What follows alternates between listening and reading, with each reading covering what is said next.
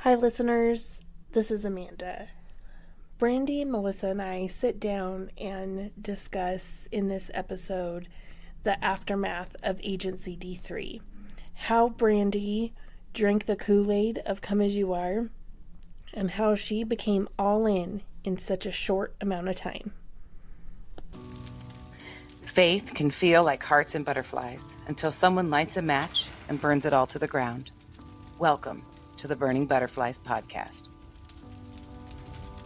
The sad thing is that there's abuse of every kind within the church, but the spiritual abuse is the stuff that just It's a place there shouldn't be abuse. Like, there just shouldn't be abuse in a place that claims Jesus. Well, it ruins your soul. If you're new here, we suggest listening to our prologue episode first. This is the story of two women's journey through spiritual abuse and escaping from toxic church culture while finding hope in Christ. Sometimes it's just the facts, and if you get offended by it, that's a you issue. And if we can't be mature enough to have these conversations, even if some of the topics are difficult, then shame on us.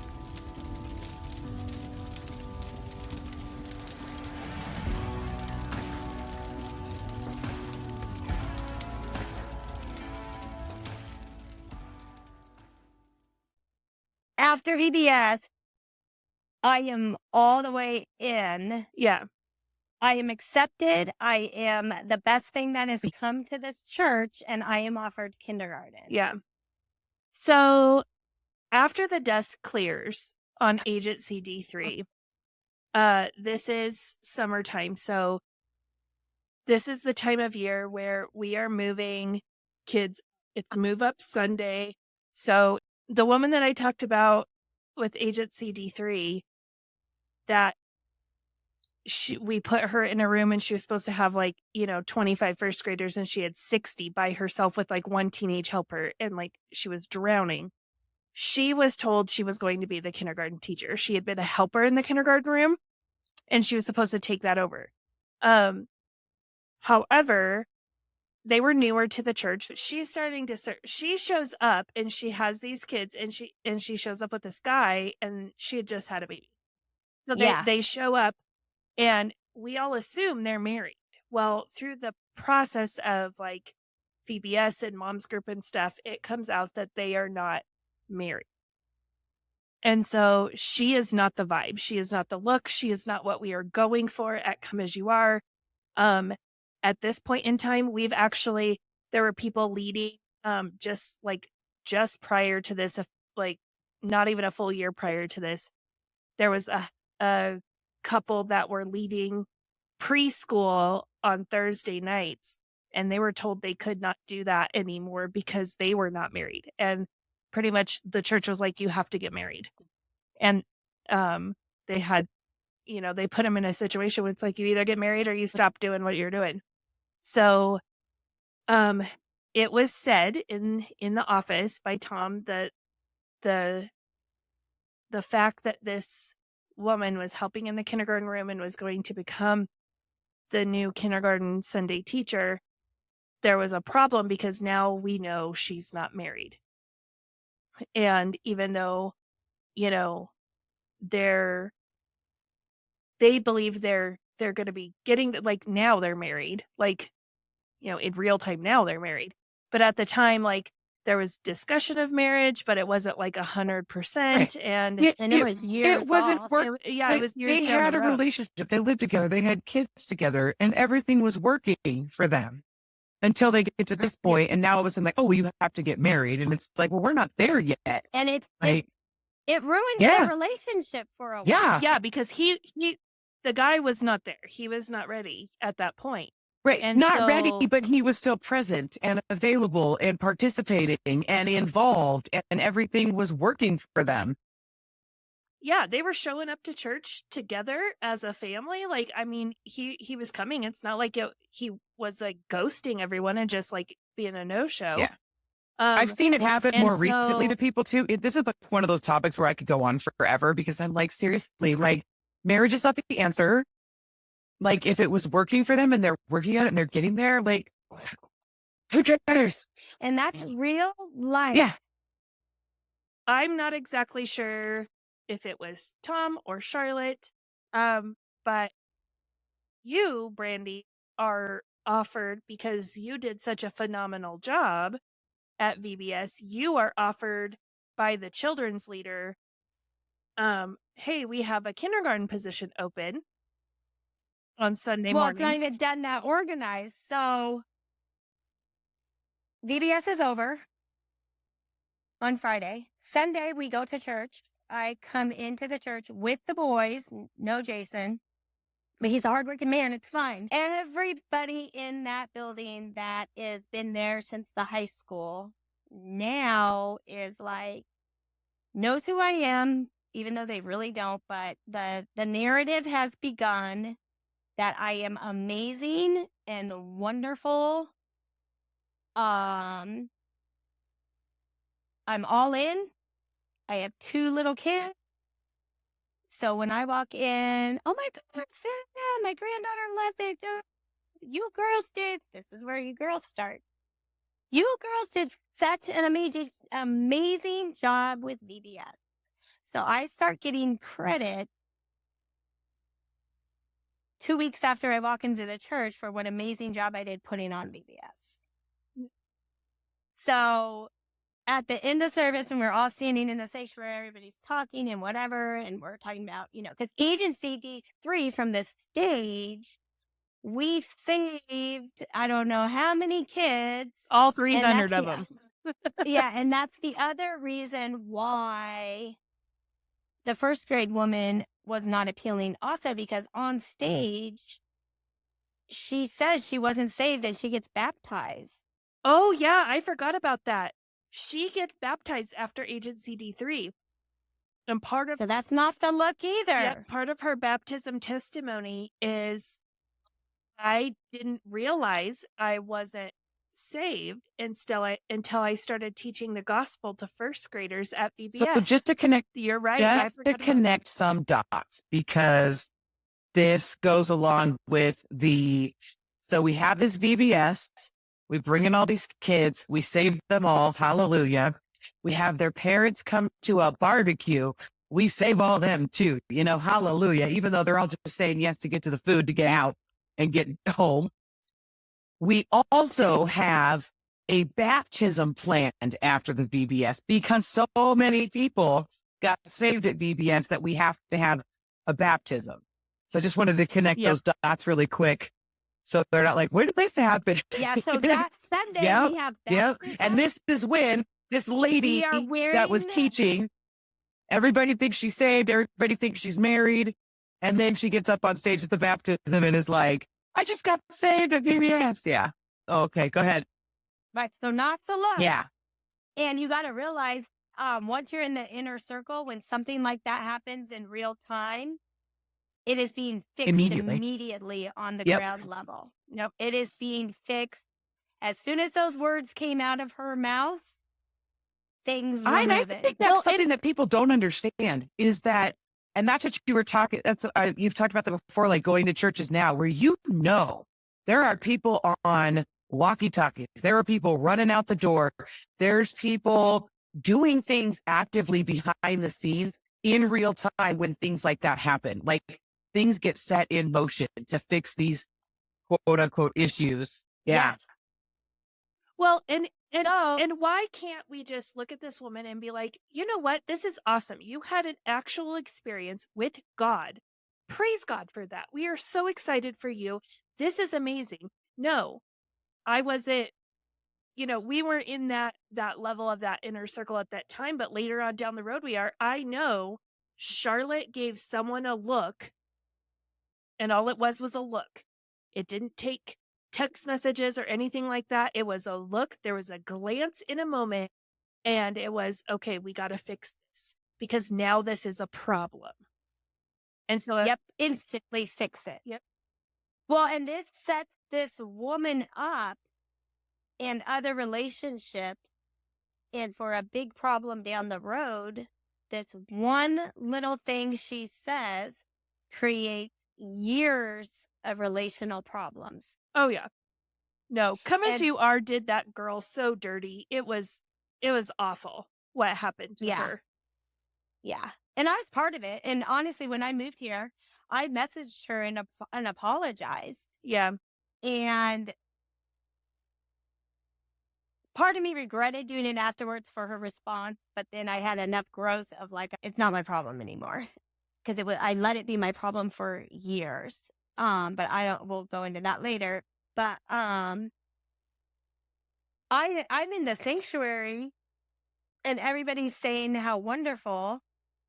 And I'm with the woman that, the second time I'm there is telling me I can do everything because I'm amazing. And so she attracts everybody. So all the people that have been at the high school and the lifers at this time are surrounding me, and I'm wonderful and great and whatever, and these are older people. And so there's other people that have been doing a lot of stuff watching this happen. And the lead of children's comes over and she just says, well, we really want her to be the lead of kindergarten because, Pastor Tom is just, it's just been so great and whatever. And that's it. That's all that. And that's the Sunday right after VBS. Like this other lady who's thinking she's going to teach the class. She doesn't know. No, she gets up on stage. She doesn't know this is happening. She's gone. She gets up. She says her thing. She gets baptized. And then right after service, everybody's gathered around you. And the director's like. Yeah. And her kids are younger. So it's like nap time. And her boyfriend at the time does not stay to chat. He's like, we came, we saw, let's go. And she has she's no clue that she's being blindsided at the cookie table. And, Meta, you bring up those glances and stuff like that. Like, did she seal her fate as soon as she said, I just got saved at VBS and that glance happened? And then Brandi gets offered the job. I mean, like the same service. It's insanity. Absolute insanity. And she has no idea. I have no idea that she's already been told for months. Right. You have no idea. You're totally innocent in all of that. Yeah. Right. So then we're just in the sanctuary sterile. And so that is said, I just am kind of laughing, but I'm also inside. I'm like, holy crap, I did this really fast. Right. Yeah. But oh my goodness. But talk about like, because I've been in other churches where they won't let me. No, because usually they have a vetting process. Yeah. And I'm too much. Always too much. And at this VBS, I have been too much, but no one cares. No one cares that I'm snarky. No one cares that I'm sarcastic. Right now. No one cares. Right now, no one cares. They embrace it. You are hilarious. You are so funny. Right, because you're doing a service. You are filling a need. Right. Like if you genuinely think about this, if you had not been there, like what way would have the story gone? Like just this lady gets up on stage, there would have been nothing to fall back on. And then the problem would have gotten solved like a totally different way. But it's just, she would have been forced to get married. But it's insane. She would have been forced to get married, or honestly, Melissa, you probably would have been forced to do kindergarten. Like it would have been someone on the inner. Yep. They would have forced them to get other married. daughter-in-law would have been allowed to go back. Yep. That's what happened. Yeah, but it's this giant where we have to keep up this appearance. We have these standards. We're not going to tell anyone we have these standards. We're not going to tell anyone because that's off-putting when you go, because this woman had gone through 101, 201, 301 at this point. Like this woman had done the things. Yeah. She was doing what she needed to do at Come As You Are to quote unquote be successful. Yeah. And nowhere in that process did we lay out in black and white. You have to be straight. You have to be married. You have to nowhere did we lay that out because it was come as you are. But again, like we've said several times, once you're in, you realize come as you are. We'll fix you. Yeah. Yeah. It's where we're. Well, and I never have to do any of those classes until years later. Yeah. So Brandi comes in. She's fixing a problem. She's older than this woman. She has experience. She's done VBS, even though this woman killed it at VBS just as much as Brandi did. This woman taught a class just like Brandi did. She had just as many kids as Brandi did. She did amazing, but because she was shoved in a back classroom somewhere and wasn't out in the lobby for Tom to see, and Brandi's married. Yeah. Brandi doesn't have... And you're forgetting what they know. Saddleback. Yep. And it's come out that Brandi is from California. Brandi has had youth group experience at Saddleback Church. Right. And so Brandi checks all the boxes. We could give two craps if Brandi has done 101, 201, 301. We can fix that later. It is easier to fix Brandi not going through the steps later than it is to fix the fact that this woman doesn't fit the vibe. Yeah. And so we have now ushered Brandi into the golden age of Brandi has drank the Kool-Aid. Brandi is full on invested. We have her in a kindergarten classroom now. And then that leads us into that year's summer park event. Right. Well, and I am very special at this point because I don't have to do anything other people have. Yeah. You're the new golden child. Yeah. Yeah. Yeah. But we're not saying Because that. Please don't say that out loud. I saw Rick Yeah. Warren. Mm-hmm. Why would I have to do anything? Yep. I was in the same state as him. I don't have to do anything. Well, this just feeds into the bigger picture of, you see in the narrative of these churches, and I mean, like in their like on their websites and their belief statements from the pulpit, like in the things that they're saying, it's not a religion. It's not about a religion. It's about a relationship. Religions are rules. This is a relationship. And I'm like, yeah, but you sure have a lot of rules for the relationship. And now you've turned the relationship into a religion. Yep. Yeah, so this is the best thing that has happened to me. I have instant friends. No one in my vision at this time is no one's fake because I can't handle fake. If you can't be black and white and I know exactly where you stand, like I cannot even function. So I feel like everybody is raw, real. Nothing is hidden. Everything is out in the open. Everybody is awesome. I love it. It's the best place ever. And so I go home and I tell Jason, well, as I'm driving home, I kind of am like, well, am I really at the kindergarten? Like, did that? Because then I start to like think like, that's it? Like, well, we can't really, like, I've had one conversation with Pastor Tom. Like, does he even really know this? Because at this point, I don't know, like, children's ministry is not that big on the radar. Like, if they would have said, you're the new singer, I would have had to go through a lot. Yeah, it would have been harder. It's harder to get up to the worship team than it is to teach kindergarten. If you're going to stand on stage and sing and have a microphone, you have to jump through 1,004 hoops. And you have a script, a list of things that is the perfect worship leader that you have to live up to. But yeah, as long as you could pass a background check, we could give two craps who you are, as long as you go in and just keep the kids quiet. As long as you're married, it's straight, and you look good on the outside. And even to lead the ministry, and even women's ministry too. Oh, like, but yeah, so this is my golden era, and I go home, I tell Jason, and he's like, every Sunday you're going to do this? And so then I get like, oh my gosh, I do have to do this every Sunday. How am I going to wake up? I have to wake up. What if I don't want to wake up? Because I also am beyond exhausted. Even though it's been 3 years since I gave birth, I don't know at this time that my liver is not producing ferritin. So I have like no oxygen in my red blood cells. So I have been exhausted since 2010.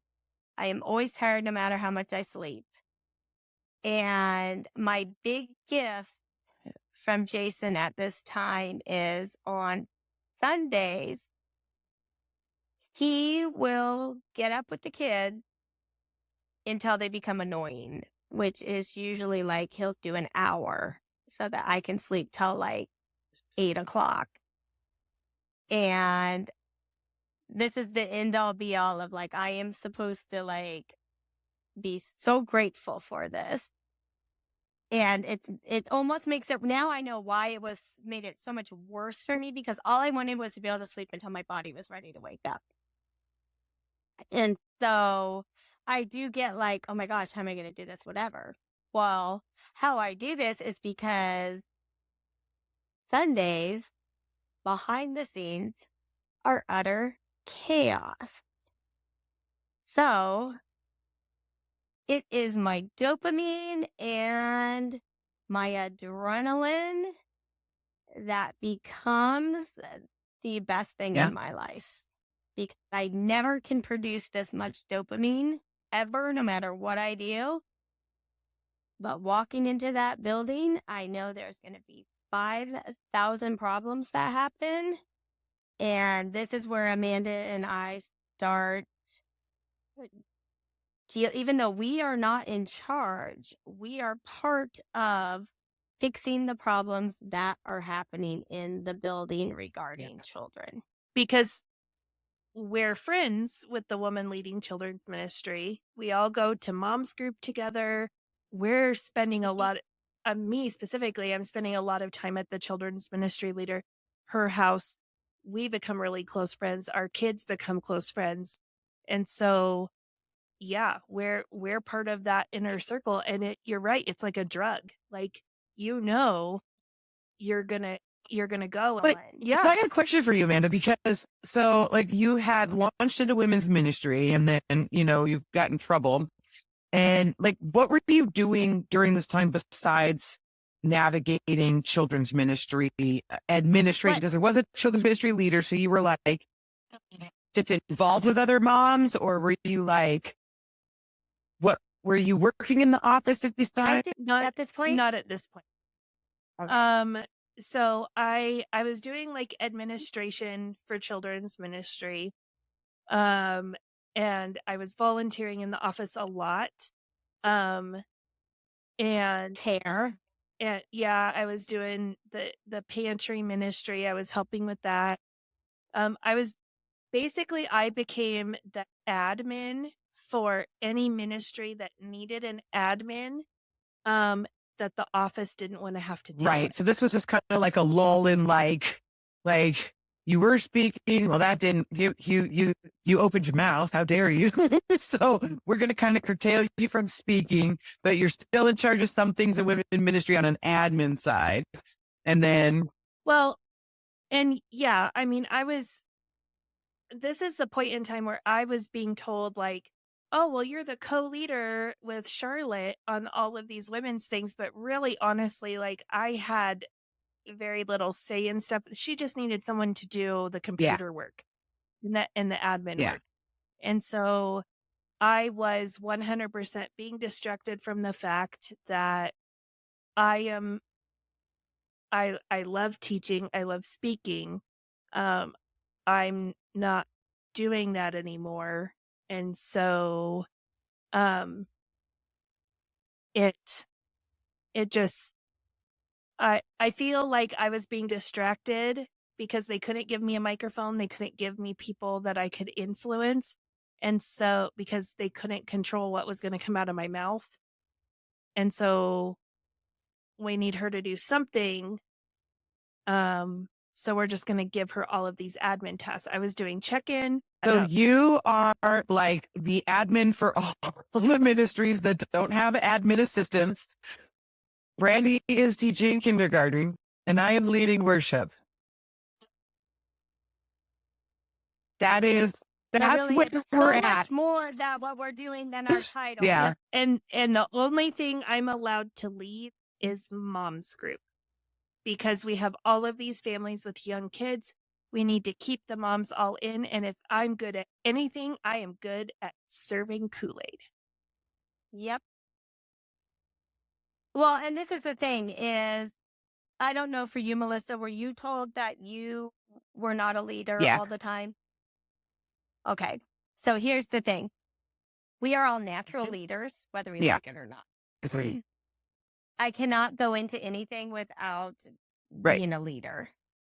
And the whole time there, I was told I wasn't a leader. And so what really happened was we were leading ministries so that the people with the microphone could just focus on the microphone.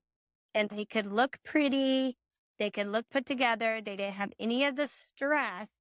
We did the dirty work for them while they held the microphone. And then we were told we were not and for leaders. me, I was told that I was told, whether it was like, you're a leader, whether it was the exact words, or whether it was, Tom's MO of like, I didn't actually say you're a leader, but you said everything that alluded, like 99.9% that I was a leader, and you gave me all of this responsibility, and you were my biggest fan until I did something that you didn't like, or I stepped over a boundary I shouldn't step, or I took it and I ran just a little too far.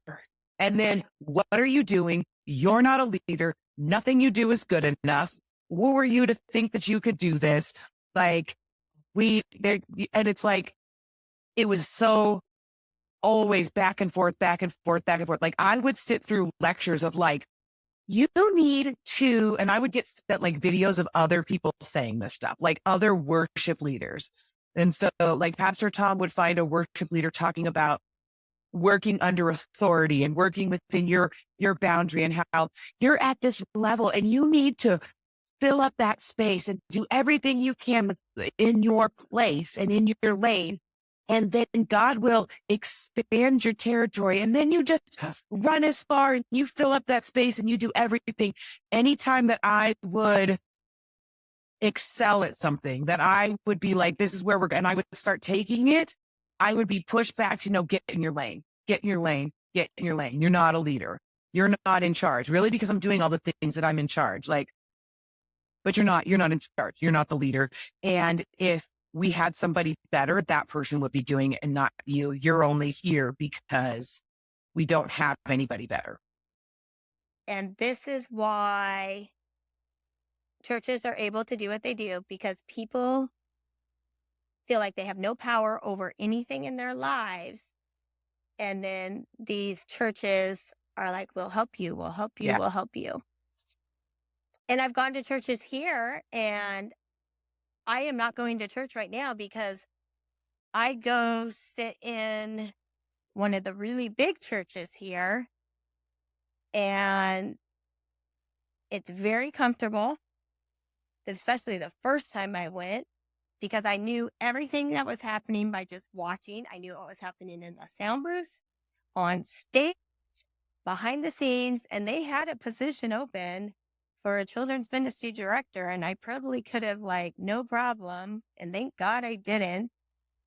But sitting there is very hard for me because I want to raise my hand and say, I am here. I can help you. I'm really good at this. Yeah. And you're like, don't get sucked in. Like, yeah. And so what's funny now is the script has flipped, where now Jason is mad that I don't want to go to church. And so I find that very funny, but his experience was vastly different than mine. And he doesn't understand that when I sit there and listen to the pastors say, the exact same sermon. I bought the kit because it's too. all SBCs down here. Southern Baptist Convention down here. And that's what we were basically. Mhm. And so, and I just cannot stomach it. And because now my mouth is open and it will not close. So then I can, and because you have to hear everything I have to tell you. And if I don't feel like you're listening, I'm going to tell you again and again and again. And so when they do these verses, you know, about serving your husband out of context, I can't let it go. And so for my own mental health, I cannot sit in a church that is trying to control women and keep them down so that men can feel better about themselves. Because that's all it really You know is. what? It's so funny you bring that up because like this morning I was thinking about, there were a couple of things I was thinking about. Then I was thinking about the fact that like we talk about the good Christian values and like this propaganda of like, well, we have to do things, you know, the good Christian way. And it's good to have like, you know, you've got Christian business and Christian schools and Christian this and Christian that. And, you know, we all talked about this idea of like, I want to be good, you got to go to church. But that when you really think about it, why would I want to be a part of a system that is completely like half of the population is being degraded against and having no value and is really considered worthless? I mean, love social media for bringing out all of these, you know, chauvinistic, you know, pastors saying the things that they're saying. But like, that's what you're saying. When you say good Christian family values, is you're taking half the population and saying that they have no value. Like we need to really stop and think about the things that we say and that we lump together, because what it really means is not what you think. And what I really love is like just the way Amanda says, like you were like, people don't want to say anything. They don't want to step out. They don't want, they're so scared. Well, and I don't want my boys in the SBC church, quite frankly, because I feel like that is more damaging it's not damaging to them.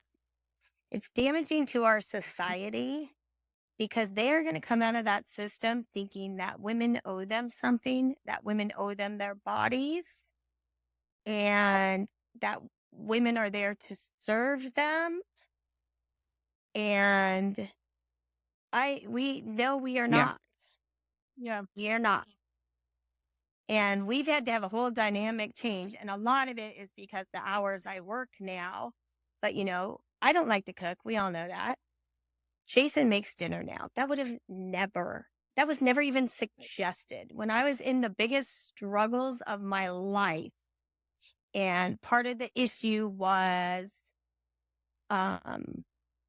you know, because like, you know, we talk about you boarding up the house. Well, I didn't do that, but I did the same thing of like, you know, no one's eating any food. There's no food in my house.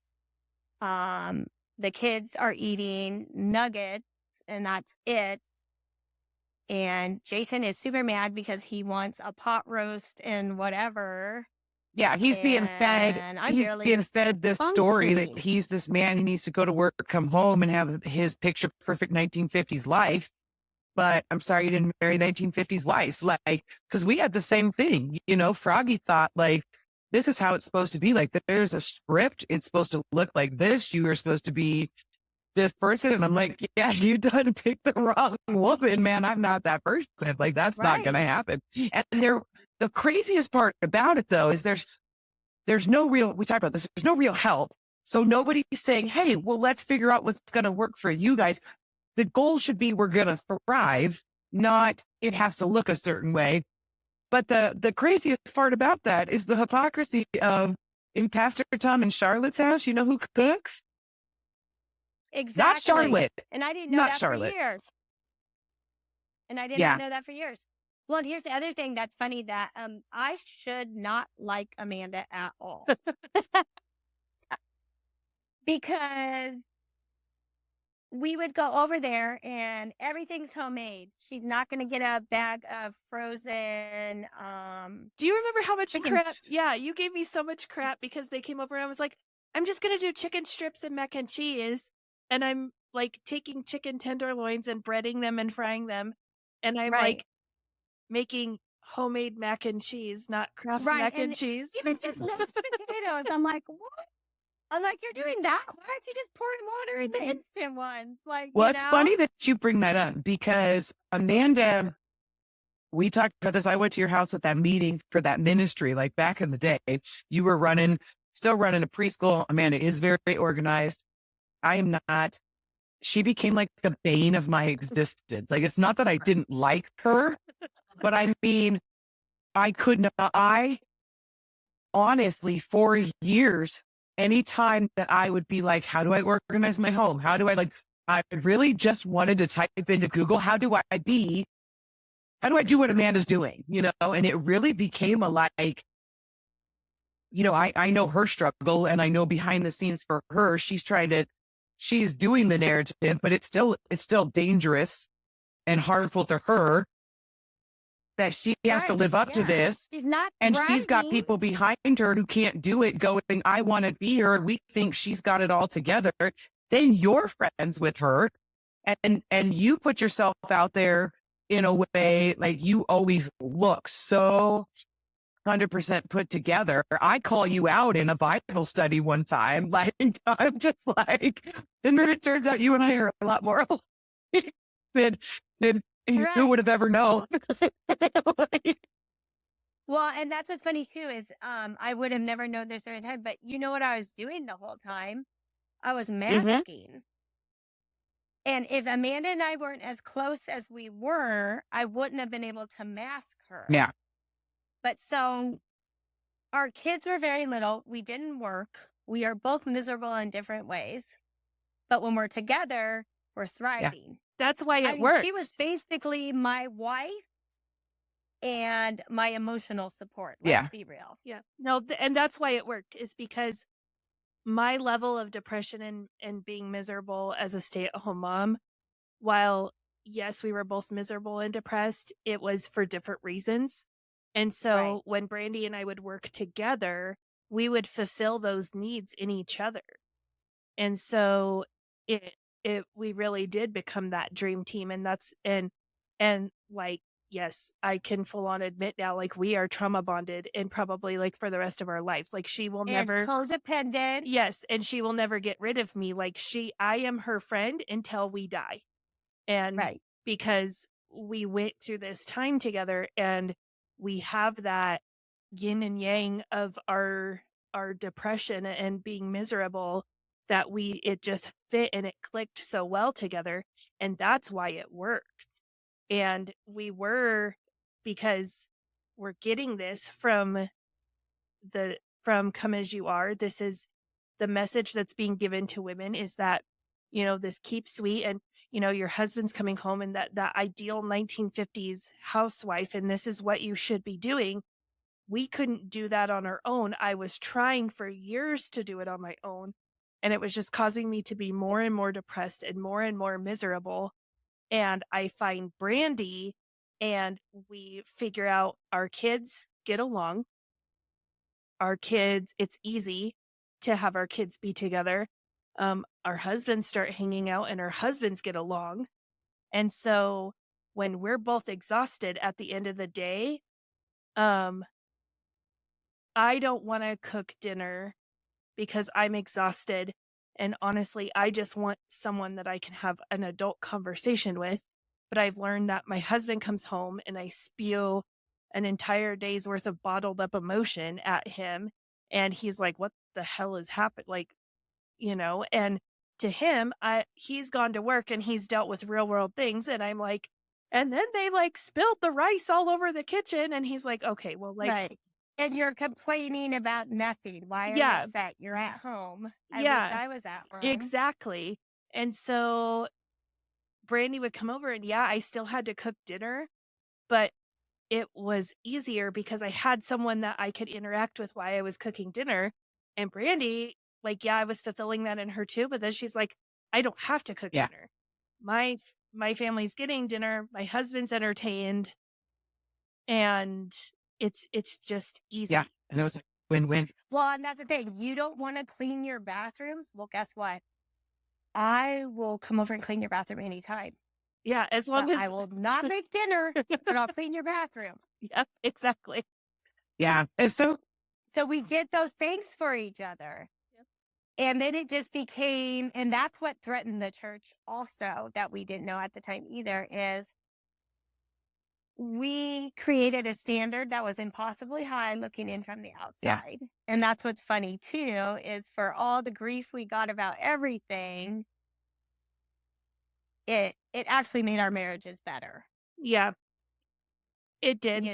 It did. And I feel like our husbands, because they were able to see this is how you are and this is how they are. And so we can learn from each other, but then we can also help each other. Right. I think it's such an interesting going into, like, we're in this season now with the three of us, and the dynamic that we have going on is going to build from this point forward as we continue to tell this story. And these little pieces are so important of, like, so when I first married Brandi, I was like a personal trainer, and then I was like doing like little side things, like I was working. I was a single mom. And then when he came in, it was really like, you're not going to work. Like, you have to be this stay-at-home housewife. And that is not me in any way, shape, or form. And that was so not working. Like, and then he ended up getting a job with this one family at church. And then they ended up, I went in, they needed some like data entry stuff. And so Froggy was like, oh, well, just have Melissa do it. Like, and so that was it was a good way that they could help me bring some income in. And also while trying to keep me at home. And now when we're into this like Agency D3 with the VBS and Brandi's at the church, like this whole time period currently, Froggy and I work together Monday through Friday, like 8 to 5. Like, the only way now that I could have a job outside of work was I worked with Froggy. So I spent every single day and every single night with him. And so something else in this dynamic. So you guys are like going to the church, doing the church life. It's great for both of you on some sense, because you have like your friendship and you're helping each other out, and you're doing the church mom life, right?